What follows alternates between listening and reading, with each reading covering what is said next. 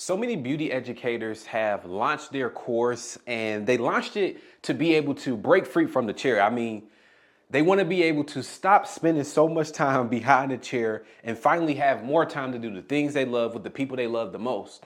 But there's a problem. The course that they launched has not been getting them consistent sales. And if that's you today, if you have felt anything I've said so far in the beginning of this video, I want to reveal to you what I have found is the 7 steps to infinite course sales as a beauty educator. If you don't know who I am, my name is Jaylin Dorsey-Mitchell. I am a funnel expert for established beauty pros who have transitioned into selling courses online. And I have been able to help beauty pros launch courses where they've made $69,000 in 72 hours, $28,000 in 30 days, $5,700 on their first try. I had someone do $2,700. I had people do as low as $300. And in this video today, I want to reveal to you the 7 steps that I have found that literally can fuel infinite course sales so you can finally be on the beach and not behind the chair as much, okay? So I'm gonna hop straight into it. This is a Whiteboard Wednesday, and before I get into it, actually, I wanna let you know that I have a free PDF in the YouTube description that breaks down the 3 biggest mistakes beauty educators make that keep them from getting consistent course sales. So if you wanna go ahead after this video, don't leave this video before you do that. Go do that after you leave this video. That's going to be linked in the description, but I want to get straight into this training. So the first step to infinite course sales is having what we call a super niche audience. A super niche audience. And what do I mean by super niche audience? See, a lot of beauty educators, the problem is that they think that they can target everybody. And I want to let you know that targeting everybody is targeting nobody. If you are a beauty educator and you are looking to scale infinitely, you need to have one specific person that you focus on. So let me break this down to you because there are 3 levels of targeting, and I want to show you the level that you should be aiming for when you are either scaling your course or when you're creating your course. So the first level is most likely going to be, I target everyone in the beauty industry. Okay, this is going to be level 1. If you target everyone in the beauty industry, you're probably going to make this amount of money and you're probably going to be able to impact this amount of people, okay? Level 2 is going to be, for this example, I'm going to use, let's say that you are a hairstylist and you specialize in braids. Okay, so level 2 is, I target everybody in the braiding industry, okay? So once you get that niche down, you're going to be making this much money and you're going to be able to impact this many people, okay? And level 3, which is the level I want you to be at as you're looking to scale infinitely, is that I am a stitch braider who helps stitch braiders build their business. Okay? And you're going to help this many people. Now, what do I mean by all of this, right? The more you niche down, the more you are trusted. The more you niche down, the more people want to work with you because they assume that you know what you are talking about because you specialize in a certain area. So a lot of beauty pros, they get scared because they feel like, oh, I don't want to limit myself. I don't want to put myself in a box because I want to be able to blank and I want to be in blah, blah, blah, blah, blah. I'm telling you, you would not go to the urgent care if you was looking to get heart surgery. You would definitely go to a heart surgeon because the general doctor at the urgent care would not be able to give you the treatment, solve the problem that you have to be able to give you the solution that you desire. So when you are moving in a way where you're trying to get infinite course sales, you need to focus on getting a level 3 niche, okay? Figure out what's your level 3 niche because when you have a level 3 niche, you can then make more money and you can impact more people, which means you spend more time on the beach, kicking your feet up and doing the things you love the most, okay? So when we're looking at this, that is going to be step number 1 in having infinite course sales. And I want to move you on to step number 2 because just having the audience does not mean anything at all. If you just have the audience, but you don't do what I'm getting ready to tell you in step number 2, you probably are going to run into a big mistake because just having an audience is not it. So step number 2 is you need to figure out your money making problem. And you guys getting the point? We just doing this for illustration purposes, right? Right. So let's talk about what your money making problem is. I remember I was working with a beauty pro, and she was telling me that we were getting ready to launch, and she was telling me like, hey, you know, I know what people want. I know exactly what they want to launch, what they want to do. I know. And I was like, okay, so what is it? What is the thing that they want to do? What is the solution that they're looking for with what you are trying to give to them, or what you think in your mind? And she was telling me like, I think people want to learn marketing from me. I think people want to learn branding from me. I think people want to learn this. And all the things she kept telling me were things that she thought people wanted to get from her. But let me tell you why that's a big problem, because if you think you know, you probably don't know when it comes to targeting a certain group of people. So you need to figure out what is your money-making problem. And if you want to know how you figure out your money-making problem, I'm going to break that down to you. And it's so simple, okay? It's 3 letters, and you probably should do this more often, okay? You need to do this one thing.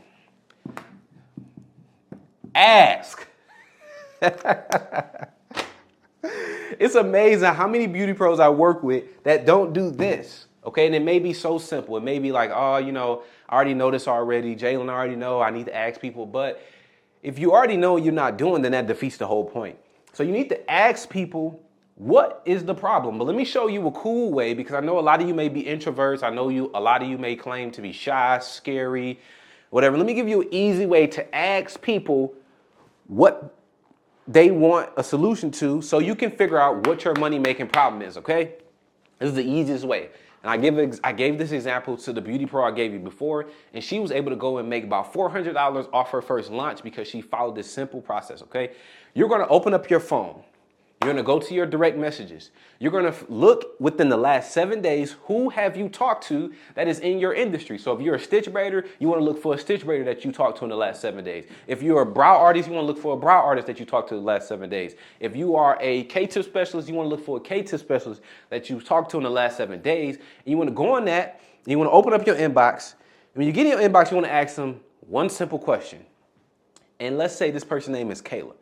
Hey, Kayla, I'm thinking about getting into education for stitch braiders, but I'm having a hard time kind of figuring out what I should help them with. So I thought to ask people like you, because I see that you're a stitch braider. You may be able to relate to like what these stitch braiders are going through. So do you mind telling me like, what do you feel stitch braiders are currently struggling with in their business?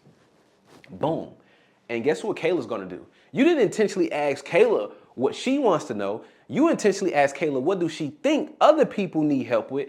But the cool thing about people is, if you ask them about somebody else that's related to them, they're only going to be able to know about them because they don't know about other people, which means they can only talk about themselves, which means the answer that they give in the positioning of is for them is really about themselves.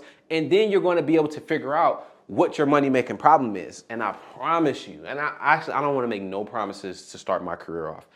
I'm so confident that if you just spend 10 minutes reaching out to 10 people and asking them what the problem is that they're going through in their business, you will be able to do what I call 2 words. Not gonna write them, I'm just gonna write the abbreviation. Make money by asking people, okay? So that's step number 2. We kind of moving on.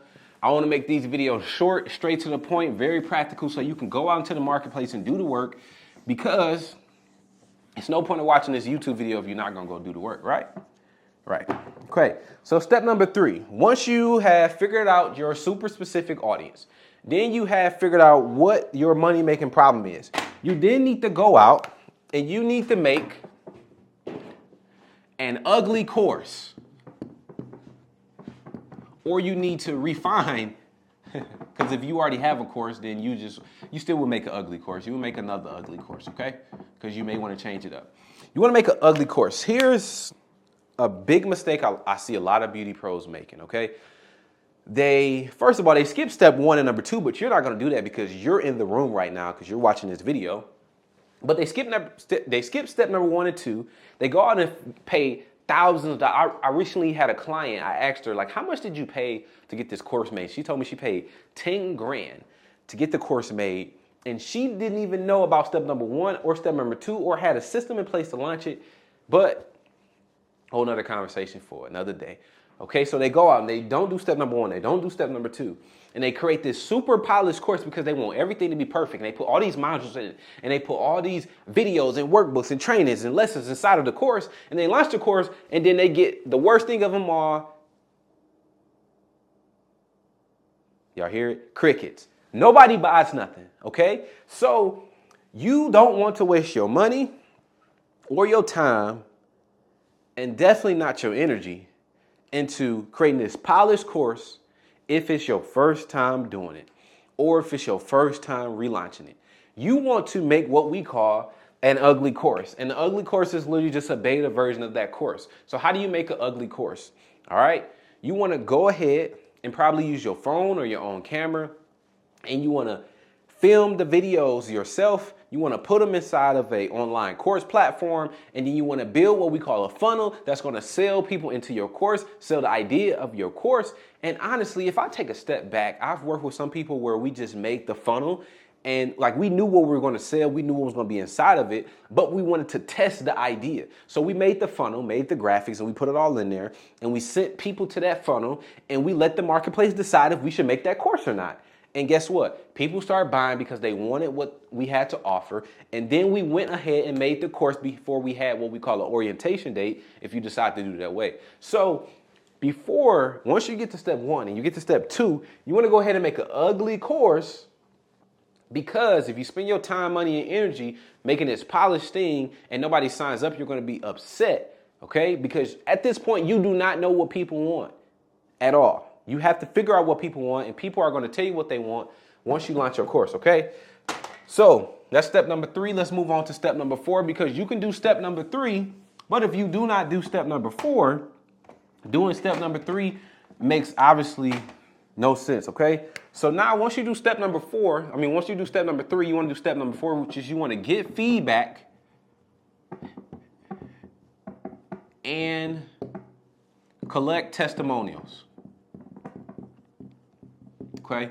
Why do we need to get feedback and collect testimonials? Because when you launch your course at first, people are going to start coming in. Once people start coming into your course, they're going to start consuming your course. And they're going to start saying, oh, you're going to see a lot of people watch this video, but a lot of people didn't watch this video. Or a lot of people watch that video, but a lot of people didn't watch this video. So now you're learning like, oh, people don't care about this. They really care about this. And then you can figure out, okay, you got your students and you have a community and they're commenting in your community and they're saying like, oh, okay, hey, in module 3, lesson 1, I found that I got kind of confused on this and that. And now what you're doing is you are getting feedback about your course, because when you launch it the first time or when you relaunch it again, you need to get feedback to see if what you created is resonating with the person that is buying your course. Because there's no point of you having a course, setting it up, and then not trying to figure out how to make it better. That's the wrong thing to do. You need to get feedback, and once you get feedback, you can also start to collect testimonials of people who make progress in your course. Now, let me give you a couple forms of testimonials you can collect, because usually it's kind of hard to get that initial testimony where somebody's saying like, hey, I got into the Stitch Braid Mastery course, and inside the course I learned blank and blah, blah, blah. So you want to encourage what we call micro testimonials, where people post micro results in the community, micro wins to your community. So, hey, I watched the video and the video was fire. I learned this. I can't wait to go implement it. That's the micro testimonial. Hey, I just joined the community. I'm super excited. I'm glad to connect with Sasha and Tasha because I finally needed some people to connect with. That's a micro testimonial. Hey, I watched the microblading video, and in the microblading video, in lesson number 1, I learned that I was doing blank wrong, and now I know how to do blank. So that's why you need to collect testimonials. You need to get feedback, and you also need to collect testimonials, because when you get the feedback and you collect the testimonials, you can then move on to step number 5 and leverage those feedback and leverage that testimonial to revamp your course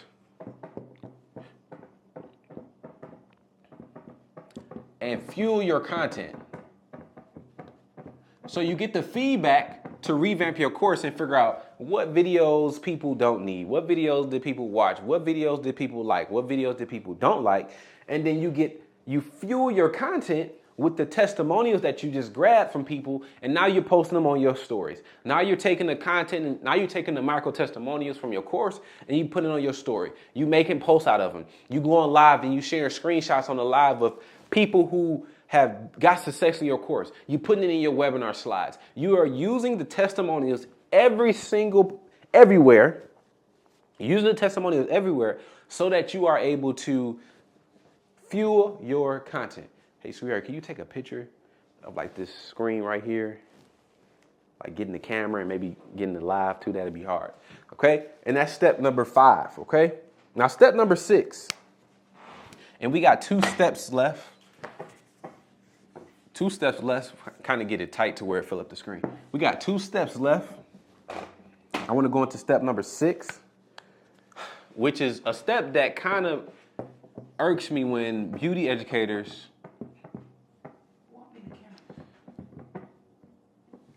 stop doing it, okay? And step number 6 is promoting often. I just had a conversation yesterday with a VIP client. We was talking on the phone in our meeting, and she was like, how many people did I get signed up for my course or for my webinar? And I was like, you got 7 people. She was like, what? I got 7 people? I'm seeing my email and it's blowing up, and I'm like, you got 7 people to sign up. And then she goes and says this, which is the point of me making this point or telling this story. She says, I thought I was off the hook. This is her words. I thought I was off the hook because my video that I posted went viral, and I saw a lot of people commenting and enjoying, and I thought a lot of people was signing up. And I sat there and I said, you're telling me that you thought that you were going to use a video that went viral from the last webinar to carry you about 10 to 12 days and get you sign-ups for the next one? That's not how this works. You need to promote every single day. Nobody knows you. Nobody saw your course. It's probably, I don't know the statistics of how many people in this world, but it's probably 7 billion people in this world. 10% of 7 billion, I believe, is, I don't know, 70 million or 700 million. And let's just say out of that 700 million, 10% of that is probably in your continent, which is 70 million, which is, let's say, for most of us, North America. And if we go inside of that, maybe 10% of that is, I don't know, in your state or in your region. Let's call it the Midwest, or let's call it Michigan for me. And then let's say 10% of that, which is about 700,000 people, are probably braiders, stitch braiders, lash techs, and maybe even lower percentage than that. But my whole point is, there are so many people out there who don't know who you are. I listened to someone, if you know, his name is Alex Hermosi, and he talked about, he's super big entrepreneur, and he talked about how it's never a time where he goes out, and this is during the time he was promoting his book.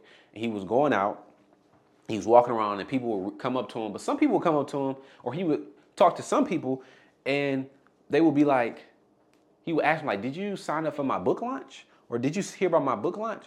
And some of them would be like, oh, wow, really? I never even heard of it. I didn't even see it. So that's my whole point here. You have to promote daily. You have to promote your course or offer daily, because everybody does not know about you. The only person that gets tired of hearing what you have to say is you. But by the time you get tired of hearing what you have to say, I promise you, a lot of people have not saw it. They just haven't. So you have to continue to promote it daily. And as you promote it daily, you then are going to be able to master, or honestly, you are then going to be able to, or let me say it like this. Once you promote your course daily and you go through the bumps and the humps of it, you then are going to go through the struggle that I saw a lot of beauty educators going through, which is why I left this step at the end. Step 7 is avoiding shiny object syndrome.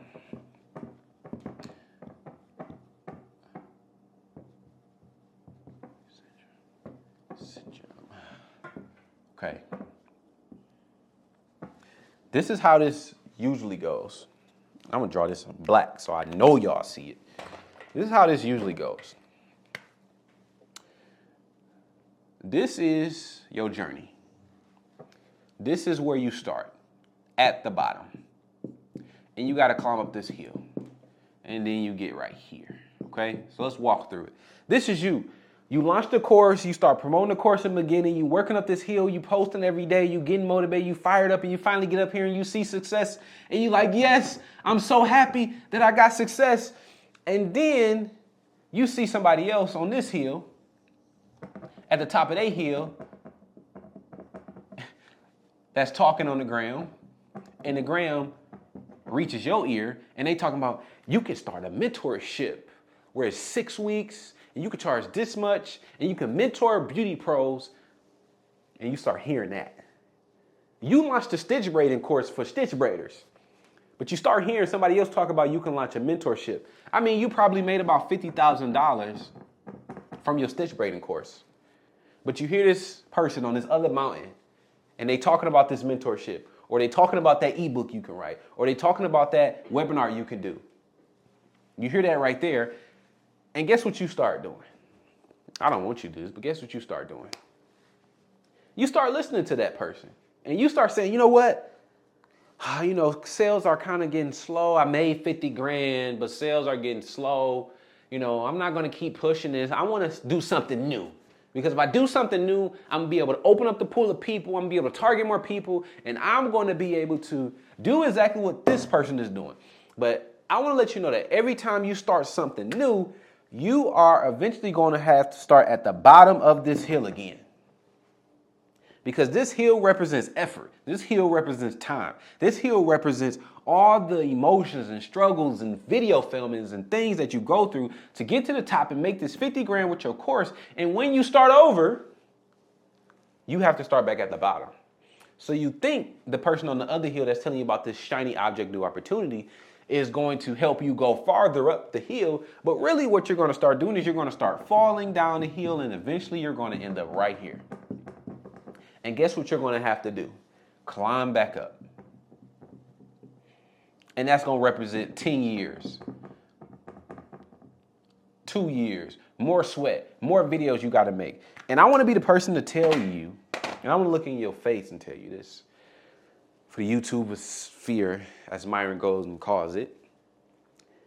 I want you to start thinking about, not how do I do something new, how can I scale the course I currently have and take it to $100,000? Take it to $1 million.